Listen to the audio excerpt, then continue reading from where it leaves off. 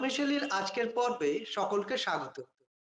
আজ আমরা এমন একজনের সঙ্গে কথা বলবো যিনি ভারতীয় সেনাবাহিনীতে দীর্ঘদিন দক্ষতার সঙ্গে কাজ করেছেন, অংশ নিয়েছেন শ্রীলঙ্কায় পিস কিপিং মিশনে, ছিলেন অপারেশন কার্গিলেও। তিনি নিজে একজন এনএসজি কমান্ডো, পরিভাষায় যাকে বলা হয় ব্ল্যাক ক্যাট। লিখেছেন একাধিক বই, যার মধ্যে essence of soldiering, guns of a butterfly, Paramvir Chakra, in the shadow of woman, snake and ladders এগুলো উল্লেখযোগ্য। তিনি আর কেউ নন, কর্নেল কৌশিক সরকার। কর্নেল সরকার, পাঁচমিশালিতে আপনাকে স্বাগত। Thank you. এই মুহূর্তে সারা বিশ্বের মানুষের একটাই জিজ্ঞাসা, তৃতীয় বিশ্বযুদ্ধ কি লেগে যাবে? দেখুন, যেভাবে জিনিসটা এগোচ্ছে, তৃতীয় বিশ্বযুদ্ধ লেগে যাওয়ার জন্য আরো অনেক দেশের, বড় দেশের ইনভলভমেন্ট দরকার। কিন্তু আমি একদিক দিয়ে দেখি, যদিও পুরোপুরি ভাবে কেউ ইনভলভ নয়, রাশিয়া তো ইউক্রেনের সাথে লাস্ট 2 বছর লেগে আছে। চায়না এদিকে তাইওয়ানকে থ্রেট করছে অনেক বছর ধরে। ইন্ডিয়া পাকিস্তান কুচকাচ লেগেই আছে। এখানে ইসরায়েল, প্যালেস্টাইন, সিরিয়া, জর্ডান সব কান্ট্রিগুলো কেমন যেন একটা মিডল ইস্টের মধ্যে একটা প্রবলেমের মধ্যে আছে সব সময়। এ ওকে মিসাইল মারছে, ও ওকে মিসাইল মারছে, ওর রিবেলসরা এর এগেনস্টে অ্যাটাক করে দিচ্ছে, হাউথিসরা সুস্থভাবে কাজ করতে দেবে না, হামাস প্রবলেম করছে, হেজবুল্লাহ প্রবলেম করছে, এগুলো লেগেই আছে। আর আমাদের মানাওয়া ইন্টারন্যাশনাল টেররিস্ট ফ্যাক্টরি পাকিস্তান তো সব সময় লেগে আছে। তো এই জিনিসগুলো যখন আমরা দেখি, এখন ইসরায়েল আর ইরানের মধ্যে যে প্রবলেমটা শুরু হয়েছে, লাস্ট 10 দিন প্রায় হতে চললো, ইসরায়েল নিশ্চয়ই কিছু একটা করতে পারছে না, যে কারণে এখন ইউএসএ কে ইনভলভ হয়ে যেতে হচ্ছে। এখন ইউএস এর ইনভলভমেন্ট যখনই হবে, তখন আরো কিছু দেশ কিন্তু এর মধ্যে ঢোকার চেষ্টা করবে, যেমন যেগুলো এখন ফেন্স সিটার। চায়না, রাশিয়া কিন্তু ফেন্সে বসে আছে। রাশিয়া একটা মন্তব্য দিয়েছে, আমি একটু তোমাদের হয়ে কথা বলতে পারি। চায়না কিছু না বলেই সে তার প্রেজেন্স ফিল করাচ্ছে চারিদিকে। তো এইসব দিক দিয়ে দেখে মনে হয়, যদি এটা আরেকটু বেড়ে যায়, এটা কিন্তু ওয়ার্ল্ড ওয়ার 3-তেই পরিণত হবে। কারণ ওয়ার্ল্ড ওয়ার 3 অ্যানাউন্স হবে না, এইভাবেই চলবে। যে গ্রাউন্ড ইনভেশন যেরকম আমরা ওয়ার্ল্ড ওয়ার 1 আর 2 তে দেখেছি, বা 1971-এ দেখেছি, 1999-এ দেখেছি, অন গ্রাউন্ড ইনভেশন অত হবে না, কিন্তু আকাশপথে কিন্তু না ড্রোনস আর মিসাইল দিয়ে একটা লড়াইয়ের একটা হাইব্রিড ওয়ারফেয়ার হবে। আপনি আমেরিকার কথা উল্লেখ করলেন। সর্বশেষ সংবাদ মাধ্যমে যা খবর, তাতে ডোনাল্ড ট্রাম্প নীতিগতভাবে যুদ্ধের সম্মতি দিয়েছেন, কিন্তু চূড়ান্ত সিদ্ধান্ত স্থগিত রেখেছেন। এবং গতকাল তিনি সাংবাদিকদের প্রশ্নের জবাবে বলেছেন, আমি করতেও পারি, নাও করতে পারি, একমাত্র আমিই জানি আমি কি করব।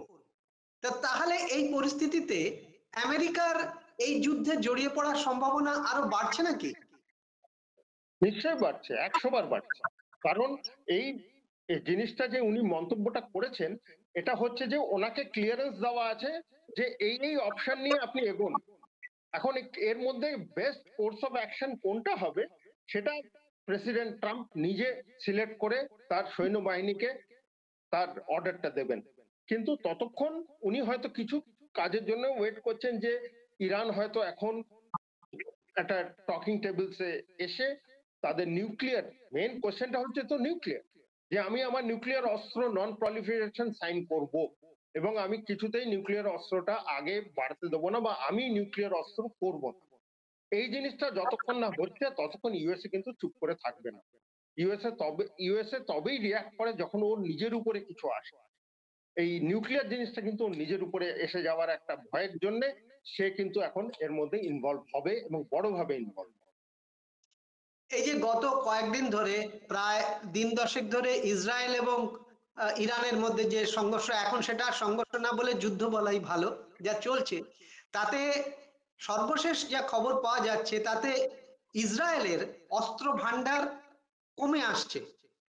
এই মুহূর্তে যদি আমেরিকার মতো শক্তিশালী দেশ তাদের অস্ত্র সরবরাহ না করে, তাহলে কিন্তু তাদের পক্ষে যুদ্ধ চালিয়ে যাওয়া মুশকিল। সেটা আপনি কিভাবে ব্যাখ্যা করবেন? দেখুন, ইসরায়েল যে এত বড় স্টেপ গুলো নেয়, এর একটা বড় কারণ হচ্ছে তাদের মাথায় একটা বড় ছাতা আছে। And সেই ছাতাটা হচ্ছে ইউনাইটেড স্টেটস অফ আমেরিকা। যে দেশের সাথে ইউনাইটেড স্টেটস অফ আমেরিকা আছে, সে কোনো জিনিস ভয় করে না। যে কারণে আজকেও আপনি যদি দেখেন পাকিস্তান যা করে, এই কারণেই করে যে ইউনাইটেড স্টেটস অফ আমেরিকা ওর মাথায় হাত দিয়ে রেখেছে। যতই কেউ বলুক না কেন আমি টেরোরিজম করি, আমি টেরোরিজমের এগেনস্টে, সবকিছুই বলে, কিন্তু হাতটা কিন্তু ওর উপরে আছে। এখান থেকে দাঁড়িয়ে ইসরায়েল যেভাবে তার আয়রন ডোম এয়ার ডিফেন্স সিস্টেমটা মানে ফায়ার করেছে বা ফায়ার হয়েছে, মিসাইল ডিপ্লিশন হবেই, তাকে রিপ্লেনিশমেন্টে যেতেই হবে, এবং তার জন্যই তাকে ইউএস এর কাছে হাত পাততে হবে আবার। এই যে ইসরায়েল এমন একটা দেশ, মানে আয়তনে ছোট, জনসংখ্যায় ছোট, কিন্তু সামরিক প্রযুক্তি বলুন, ক্ষেত্রের প্রযুক্তি বলুন, সারা পৃথিবীতে তারা অনেক এগিয়ে। কিন্তু সেই ইসরায়েলের বিরুদ্ধে ইরান যে এরকম ভাবে পাল্টা আঘাত হানবে, এমনকি তেল আবিবের মতো শহর, এমনকি জানা যাচ্ছে যে মোসাদের হেডকোয়ার্টারেও তারা ধ্বংস করে দিয়েছে প্রায়। এটা কিভাবে সম্ভব হলো? এটা এই জন্যই সম্ভব হলো যে আমাদের একটা কথা আছে জানেন, সেটা হচ্ছে নেভার আন্ডারমাইন দ্য এনিমি। আমরা আমার দুশ্মনকে যদি ভাবি ও কমজোর, তাহলে আমার চেয়ে কমজোর লোক আর কেউ নেই, বা আমার চেয়ে বোকা লোক কেউ নেই। আমি ভেবেছিলাম প্যালেস্টাইনের মতো আমি যেমন কয়েকটা মিসাইল দাগ করব, এরা হাত তুলে দেবে। ইরান সেরকম দেশ নয়। ক্ল্যান্ডেস্টাইনলি ওরা এত বছর ধরে 1978 এর পর থেকে, খমিনি রাজ যবে শুরু হয়েছিল, এক্সাক্ট পিরিয়ডটার পর থেকে তারা কিন্তু তাদের অস্ত্র ভান্ডার বিশাল ভাবে করেছে, মিসাইল সিস্টেমস তৈরি করেছে, তাদের ড্রোনস। আপনি দেখবেন রাশিয়া ইউক্রেন ওয়ারে তারা শাইন ড্রোনস সাপ্লাই করেছিল রাশিয়াকে, যখন রাশিয়া পেরে উঠছিল না কয়েকটা জিনিসে, যেখানে ইউরোপিয়ান ইউনিয়ন থেকে প্রচুর সমর্থ করেছিল ইউক্রেনকে। সেই সময় ইরান কিন্তু রাশিয়ার পাশে দাঁড়িয়েছিল এবং বিশাল ভাবে তাকে অ্যামনিশন সাপ্লাই করেছিল। তো ইরানের কাছে অস্ত্র ভান্ডার প্রচুর আছে, ভুল বুঝলে চলবে না। তারা ছোট দেশ নয়, and a very strong country, and basically Iranian people খুব পিস লাভিং হয়। কেন আমি কথাটা বলছি, আমরা ন্যাশনাল ডিফেন্স একাডেমিতে যখন ক্যাডেট ছিলাম, 83-84 এর কথা বলছি, সেই সময় আমাদের ইরানিয়ান ক্যাডেটসরা আমাদের সাথে ট্রেনিং করতো। 3 বছর আমরা দেখেছি তারা কিরকম। সেই রকম ইরাকি ক্যাডেটসরা আমাদের সাথে ট্রেনিং করতো ইন্ডিয়ান মিলিটারি একাডেমি দেরাদুনে। আবার প্যালেস্টাইনের অফিসাররা আমাদের সাথে এমএসসি করতে আসে আপনার ডিফেন্স সার্ভিসেস স্টাফ কলেজ ওয়েলিংটনে, তাদেরকেও আমরা দেখেছি তারা কিরকম। তো বিভিন্ন জায়গায় এদের সঙ্গে যখন আমাদের পরিচয় হয়, আর মোসাদ, তাদের সাথে এনএসজি তে আমরা ট্রেনিং করেছি, সেটা বলতে ভুলে যাচ্ছিলাম, মোসাদের সাথে আমরা ট্রেনিং করেছি। তো সবাইকে আমার জানা আছে কার কতটা ক্যাপাবিলিটি, তার কার কত ক্রেডেনশিয়াল, কে কিরকম ধরনের। ইরানকে না খোঁচালে, এরা সুন্নি মুসলিম, এদেরকে না খোঁচালে এরা কিছুতেই মানে আপনাকে আগ বাড়িয়ে কিছু করবে না। ওকে খোঁচানো হয়েছে, সেই জন্য সে মেরেছে। এবং তখন বোঝা গেছে যে আয়রন ডোমটা কিন্তু অতটা মানে কাজ করেনি। ও হাইপারসনিক মিসাইল যখন ইসরায়েলের উপরে তারা ফায়ার করেছে, এবং মোসাদের কমিউনিকেশন সেন্টারটা ধ্বংস করার একটা খবরও বেরিয়েছে। তো সেই জিনিসটা থেকে দেখতে গেলে ইসরায়েলের ওই বেসিক ক্যালকুলেশন শুরুতে একটু ভুল হয়ে গেছে। দুদেশের সামরিক শক্তির যা তুল্যমূল্য বিচার, তাতে দেখা যাচ্ছে যে ইরান একমাত্র নৌ শক্তিতে কিছুটা ইসরায়েলের চেয়ে এগিয়ে আছে। তা সত্ত্বেও তারা এতদিন ধরে যেভাবে পাল্টা হামলা করছে এবং ভয়ঙ্কর হামলা করছে, এর পরিণতি কোন দিকে যাচ্ছে? দেখুন, যদি না ঢোকে আপনার, ইউএসএ যদি এর মধ্যে না আসে, ইসরায়েল আর কতদিন এই যুদ্ধটা টানতে পারবে? ম্যাক্স হয়তো 10 ডেজ যুদ্ধটা টানতে পারবে উইথাউট আউটসাইড সাপোর্ট। কিন্তু তখন কিন্তু ইরান আপার হ্যান্ড নিয়ে নেবে। ইরানের এখনো অনেক কিছু মাটির তলায় আছে, ওদের অনেক ডিপ ডাউন অনেক মিসাইলস বলুন, অ্যামনিশন বলুন, ভান্ডার বলুন আছে। ওদের নেভি অলরেডি ব্লকেট শুরু করে দিয়েছে, যাতে অয়েলের দিকটা ওরা ঠিক মতো, অয়েলটার উপরে কেউ যাতে নজর না করতে পারে, অয়েলটার দিক দিয়ে করতে গিয়ে নেভি কিন্তু ব্লকেট করে দিয়েছে অলরেডি। তো এই জিনিসগুলো দেখে আমার মনে হয় ইসরায়েলকে মানে ইউএসএ কে বেসিক্যালি ইউএসএ কে যদি ইরানকে কোন রকম ও শেখাতে চায় যে আমার ইয়ে মেনে চলো, সেটা যদি করতে যায়, সেটা করতে গেলে কিন্তু ইউএসএ কে বড়ভাবে স্টেপ নিতে হবে। কারণ ইন্ডিয়া একটা জায়গায় আছে যে ইন্ডিয়ার কিন্তু একটা বড় লস হবে। আপনি কদিন আগে রিপোর্টে পড়ছিলাম বাসমতি রাইস যেটা ইরান হচ্ছে ম্যাক্সিমাম কনজিউমার আমাদের, সেটা মানে ট্রেডের দিক দিয়ে আমরা মার খেয়ে যাচ্ছি, অয়েলের প্রাইস বেড়ে যাবে। হ্যাঁ, রাশিয়ান অয়েল হয়তো আমরা পাবো, তার কারণে আমাদের অয়েলেরটা অতটা নাও পড়লেও কিন্তু এটা কিন্তু ওভারঅল ট্রেড লিঙ্কে একটা বড় প্রবলেম করবে। ইরানের সাবার পোর্টে আমাদের বিরাট ইনভেস্টমেন্ট আছে ইন্ডিয়ার, সেইগুলোর দিক দিয়ে দেখতে গেলে আমাদের প্রায় 9 million people are there in that area, পুরো সব জায়গাটা মিলিয়ে যারা অ্যাফেক্টেড, যারা ইন্ডিয়ানস যারা অ্যাফেক্টেড, তাদের কিছু তো এভাকুয়েট করা হচ্ছে, সবকে করা সম্ভব হবে কিনা জানা নেই। তার উপরে আরেকটা জিনিস আছে, এটা আমাদেরকে প্রাউড ফিল করতে হবে যে ইরানে একমাত্র দেশ যেখানে হিন্দু গাঁও আছে, যারা হিন্দুরা বসবাস করেন ওখানে। তো ওই জিনিসটাও মানতে হবে যে এরা পিস লাভিং পিপল। এখন কোনো কারণে এদের যে মৌলানা, যে এদের যারা রাজ করছে, তারা ঠিক মতো করছে না বলেই এই লড়াইটা হলো। ডোনাল্ড ট্রাম্প সারা পৃথিবী জুড়ে এখন দাবি করছেন যে তিনি সব জায়গায় মধ্যস্থতা করতেন এবং সমস্ত সংঘর্ষের তিনি শান্তিপূর্ণ সমাধান করছেন, কিন্তু বাস্তবে সেটা দেখা যাচ্ছে না। যেমন ইউক্রেন রাশিয়ার সংঘর্ষ তিনি থামিয়ে দেবেন বলেছেন, কিন্তু সেটা থামেনি। এবার ইসরায়েলের ক্ষেত্রেও তিনি যা ভূমিকা নিতে চাইছেন, বাস্তবের সঙ্গে সেটা কতটা সংগতিপূর্ণ? এটা সম্ভব নয়, এটা কিছুতেই সম্ভব নয়। রাশিয়া কথা শোনেনি, রাশিয়া ইউক্রেনও তার কথা শোনেনি, আমি বলতে পারি এক কথা। তো এই জায়গায় দেখতে গেলে এখানে ইরানও তার কথা শুনছে না। ইরান কিন্তু তাকে চ্যালেঞ্জ করেছে যে তুমি যদি আমায় কিছু করো আমিও তোমার কিন্তু ক্ষয়ক্ষতি করে দিতে পারি, এটাও ইরান বলেছে। তো কোথা থেকে গিয়ে যে উনি এত মানে সাকসেসফুল হচ্ছেন, এটা কিন্তু বলা কিন্তু খুব মানে টাফ, খুব টাফ এটা বলা। সেই জন্য ইউএসএ কিন্তু তার লাস্ট ট্রাম্প কার্ডটা নিজের হাতে রেখেছে এবং কিছুতেই সে বলতে চাইছে না যে what he is going to do. কিন্তু সে কিন্তু অ্যাকশনে দেখিয়ে দিয়েছে যে তার দুটো যুদ্ধ জাহাজ মানে এয়ারক্রাফট ক্যারিয়ার অলরেডি মুভ করে গেছে মেডিটেরিয়ানে, তারা মুভ করে গেছে এবং তারা তাদের মধ্যে একটা আমার যতদূর মনে হয় নিউক্লিয়ার এয়ারক্রাফট ক্যারিয়ার নিমিটস। তো এরা মুভ করে গেছে এবং এদের নিশ্চয়ই জায়গা ভাগ করে দেওয়া আছে কে কিভাবে রিয়াক্ট করবে, কারণ সেই সময় ইরানের সাথে কোন কান্ট্রি জুড়ে বসবে কেউ বলতে পারে না মিডল ইস্ট, কিন্তু কেউ জুড়বে কিনা সেটাও একটা সন্দেহ আছে। সিরিয়ার নতুন সরকার চুপচাপ বসে আছে। Jordan again a very peace loving, 1973 পর থেকে জর্ডান কোনোদিন এই যে ঝামেলার মধ্যে যায়নি। ইরাক এমনিতেই অবস্থা ভালো নয়। তো লেবানন তো জানি কি অবস্থা। তো এইগুলো দেখে কতটা কারা ইরানের সাথে দাঁড়াবে সেটা একটা প্রশ্ন, কিন্তু ইউএসএ যদি ঢোকে এর লড়াইয়ের মধ্যে, এটা কিন্তু একটা বড় আকার নেবে এবং সেটা 24 ঘন্টার মধ্যে কিন্তু খুব ক্লিয়ার হয়ে যাবে। আপনি বলছিলেন যে ইরানের হাতেও অনেক অস্ত্র আছে, যেটা জানা যাচ্ছে যে ইরান তার যে পরমাণু কর্মসূচি চালাচ্ছে সেটা এমন একটা গভীর জায়গায় যেখানে সরাসরি আঘাত করা প্রায় অসম্ভব। যদি পরমাণু শক্তির কথা ছেড়েও দিই, ইরানের ভান্ডারে এরকম আরো কত মারাত্মক অস্ত্র আছে বলে আপনার মনে হয়? দেখুন, এখনো পর্যন্ত যদি ক্ষয়ক্ষতি হয়ে থাকে তো 50% ওর আর্সেনাল খরচা হয়েছে, আরো 50% অফ দ্য আর্সেনালস আর স্টিল দেয়ার আন্ডারগ্রাউন্ড, খুব সেফ স্টোরে রাখা আছে। তাদের যে ফরদৌতে যে নিউক্লিয়ার সাইটটা, সেটা পাহাড়ের অনেক তলায় গভীরে করা, যেখানে ইসরায়েলের ক্যাপাবিলিটির বাইরে, এবং একমাত্র ওয়ার্ল্ডে হয়তো ইউএস এর কাছে বা রাশিয়ার কাছেও হবে যে বম্বস আছে যেগুলো ওই ওই পজিশনে পেনিট্রেট করে কিছুটা ধ্বংস করতে পারে, B-52 বম্বার্স দিয়ে তারা করতে পারে। তো সেগুলোর জন্য নিশ্চয় রেডি আছে ইউএসও।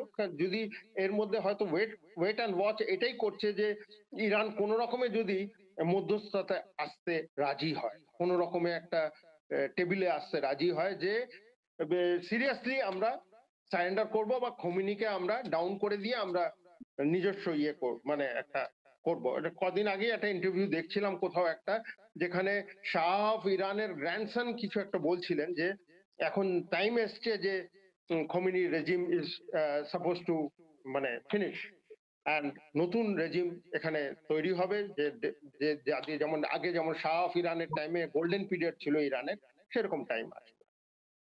আপনি খোমেনির পদত্যাগের কথা বা শাসক পরিবর্তনের কথা বলছেন, কিন্তু গতকালই খোমেনি দূরদর্শন বার্তায় বা মিডিয়ায় ইয়ে দিয়েছে, বার্তা দিয়েছেন যে কোনো অবস্থাতেই ইরান সারেন্ডার করবে না, কোনো চুক্তিপত্রে সই করবে না। ফলে পরিস্থিতিটা আরো ভয়ঙ্কর দিকে যাচ্ছে। কারণ রাশিয়া ইতিমধ্যে আমেরিকাকে বলেছে যে এই ব্যাপারে যেন হস্তক্ষেপ না করে, যেমন ইউক্রেনের সঙ্গে যুদ্ধে আমেরিকা রাশিয়াকে বলেছিল। এবার রাশিয়া সেরকমই আমেরিকাকে বলছে ইরানের বিরুদ্ধে যেন না করতে হয়। শুধু তাই নয়, যা খবর পাওয়া যাচ্ছে, ট্রাম্পের গোয়েন্দা প্রধান তুলসী গাবার্ড তিনিও সমাজ মাধ্যমে বিবৃতি দিয়ে ট্রাম্পের নীতির সমালোচনা করছে। এমনকি রিপাবলিকানদের মধ্যেও ট্রাম্পের বিরোধিতা তৈরি হচ্ছে। তাহলে আমেরিকাতে ডোনাল্ড ট্রাম্পও যে খুব ভালো জায়গায় আছে তা তো নয়। নিশ্চয়ই নেই, কারণ ওনার কিছু কিছু জিনিস উনি করছেন নিজের দেশেই, যেগুলো ইমপ্লিমেন্ট করছেন সেগুলো নিজের দেশের লোকই পছন্দ করছে না। এবং শুধু তাদের নিজেদের দেশের লোক নয়, তা বাইরের দেশের লোকরাও পছন্দ করছে না। এমন সব কিছু ট্যাক্স, ট্যারিফ, তারপরে স্টুডেন্টদের নিয়ে পড়াশোনা করা, ওখানকার চাকরি নিয়ে, ওখানকার স্কুলে ফরেনাররা কম হবে, ওদের নিজের লোক বেশি হবে, এই সব জিনিসগুলো নিয়ে উনি যে স্টেপ গুলো নিচ্ছেন, সেগুলোতে মানে কতটা উনি সাকসেসফুল হবেন ইন দ্য লং টার্ম, সেটা কিন্তু একটা চিন্তার বিষয়। কারণ তার নিজের দেশের লোকই ওকে মনে হচ্ছে সমর্থন করছে না, কিছু জায়গায় সমর্থন করছেই না। এবং বাইরের দেশের কথা তো ছেড়েই দিলাম, তারা ভিতরে ভিতরে গোমড়াচ্ছে, কারণ nobody wants to অ্যান্টাগনাইজ USA, nobody wants to directly অ্যান্টাগনাইজ USA, কিন্তু অ্যাট দ্য সেম টাইম লোকে খুশি নয়। যেমন আমাদের দেখছিলাম কদিন আগে মিস্টার শশী থারুর কয়েকটা জায়গায় খুব বড় বড় স্টেপ নিয়ে খুব বড় বড় কথা বলে এসছেন ওখানে, যেগুলো খুব মানে মানে কারেক্ট কারেক্ট কথাই বলেছেন, যেগুলো ইন্টারন্যাশনাল মিডিয়া কিন্তু খুব পজিটিভলি নিয়েছে এবং এগুলো পাবলিশও হয়েছে। তো এগুলোর দিকে দেখতে গিয়ে বোঝা যাচ্ছে যে ট্রাম্পের কয়েকটা জিনিস, যে পলিসি গুলো, সেগুলো কোথায় যেন একটু নড়চড় আছে। আচ্ছা, এই মুহূর্তে ইরানের সঙ্গে যে সংঘর্ষ তার মূলে রয়েছে, আপনি বললেন পরমাণু বোমা। তো আপনার কি মনে হয় যে ইরান পরমাণু বোমা তৈরির কতটা সাফল্য পেয়েছে? আমার তো মনে হচ্ছে অনেকটাই সাফল্য পেয়েছে বলে তারা একটা স্ট্রং পয়েন্টে দাঁড়িয়ে আছে। তার একটা, নালে এতদিনে হয়তো সে সারেন্ডার করে দিত। সে এমন একটা পজিশনে আছে, যার কাছে হয়তো এমন কিছু নিউক্লিয়ার আছে যেটা মানে ওয়ার্ল্ড জানে না। এবং তারা আমি বলেছিলাম ক্ল্যান্ডেস্টাইনলি ইরান অনেক কাজ করে, ওই ক্ল্যান্ডেস্টাইনলি অনেক দূর হয়তো এগিয়ে গেছে। সেই কারণে তাদের যতই আপনি সায়েন্টিস্ট মেরে দিন, নাম্বার 2 তো থাকে, নাম্বার 3 তো থাকে, নাম্বার 4 থাকে, নাম্বার 5 থাকে, সব থাকে, সবার হায়ারার্কি বানানো আছে। তো সেই হায়ারার্কি দিয়ে ওরা কিন্তু মানে একটা স্ট্রং পজিশনে আছে বলেই মনে আছে, সেই জন্য ওরা কিন্তু এখনো ফাইট ব্যাক করে যাচ্ছে, এখনো হাত তোলেনি। 10 দিনের লড়াই করার চারটিখানি কথা নয়, যেখানে এত মিসাইল, এত ড্রোনস, এত এয়ারক্রাফট দিয়ে ইসরায়েল হামলা করেছে, যে তার উপরে ইউএসএ কিছু কিছু সাপোর্ট তো করেইছে নেভি থেকে। তো সেগুলো মানে উইথস্ট্যান্ড করে দাঁড়িয়ে আছে। এটা কিন্তু একটা ইরানের স্ট্রং পয়েন্ট বলতে পারি এখন। আচ্ছা, ইরানের ভৌগোলিক অবস্থান ইরানের একটা বড় অস্ত্র হয়ে দাঁড়িয়েছে কি?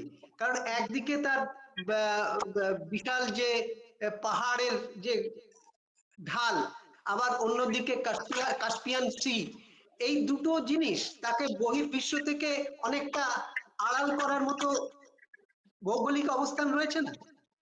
হ্যাঁ, ট্যাকটিক্যাল ডেপথ আর স্ট্র্যাটেজিক ডেপথ, এই দুটোই কিন্তু ইরান এনজয় করছে বড়ভাবে। তার যদি আপনি ওয়েস্টের দিকে দেখেন, ইরাক, তারপরে জর্ডান, তারপরে গিয়ে আসছে ইসরায়েল। তো ইসরায়েলকে অনেকটা পথ অতিক্রম করে এসে তারপরে ইরানের উপরে হানা করতে হচ্ছে। ইরান তার এয়ারফোর্স কিন্তু কতটা ইউজ করছে আমি জানি না, কিন্তু সে তার মিসাইল সিস্টেমটা কিন্তু এই জর্ডান আর ইরাকের উপর দিক গিয়ে ওখানে ফেলছে। ইসরায়েলকে তার এয়ারক্রাফটকে এতটা আনতে হচ্ছে ভিতরে, এটা কিন্তু ওকে করতে হচ্ছে না। প্লাস ওর যে ইস্টার্ন স্টেট পাকিস্তান আর তার নর্থ ইস্টার্নে আছে আফগানিস্তান, এই দুটো জায়গার সাথে তার যথেষ্ট ভালো রিলেশন আছে ইরানের। তো সেই সব দিক দিয়ে he is very well protected. আর তার উপরেই চলে যাচ্ছে আপনার কাজাকিস্তান, উজবেকিস্তান, ওই জায়গাগুলো যেগুলোর সঙ্গে ইরানের কোনো ঝুট ঝামেলা নেই। তো এই সব দিক দিয়ে দেখতে গেলে ইরান কিন্তু স্ট্র্যাটেজিক আর ট্যাকটিক্যাল ডেপথ একটা বড় এনজয় করছে। কর্নেল সরকার, তাহলে কি আমাদের ধরে নিতে হবে যে এই যুদ্ধ পারমাণবিক যুদ্ধের দিকে এগিয়ে যাচ্ছে? না, nuclear war is not so easy. Nuclear war করতে গেলে যে করতে যাবে তারও মাথায় যথেষ্ট চিন্তা থাকবে এবং যে করাবে তারও মাথায় চিন্তা থাকবে। তো এই জিনিসটা পারমাণবিক হবার মতো পরিস্থিতি এখনো আসেনি এবং হবেও না, যে স্মল কেউ ট্যাকটিক্যাল নিউক্লিয়ার ওয়েপেন ইউজ করে দিল, এই করে দিল, করবে না। তার আগেই ইউএসএ কিরকম একটা স্টেপ নেবে যে তার মেরুদণ্ডটা ভেঙে দেওয়ার চেষ্টা করবে এবং যাতে সে আবার মুখ তুলে না দাঁড়াতে পারে, যেটা মানে ইরাকের সাথে হয়েছিল, লেবাননের সাথে হয়েছে। এইসব কান্ট্রিগুলো যারা মার খেয়ে এসছে একটা টাইমে ফ্রম ইউনাইটেড স্টেট, কারণ তারা সবাই কিন্তু সেই সময় এক একটা মিলিটারি লিডার সব মাথা তুলে দাঁড়িয়েছিল।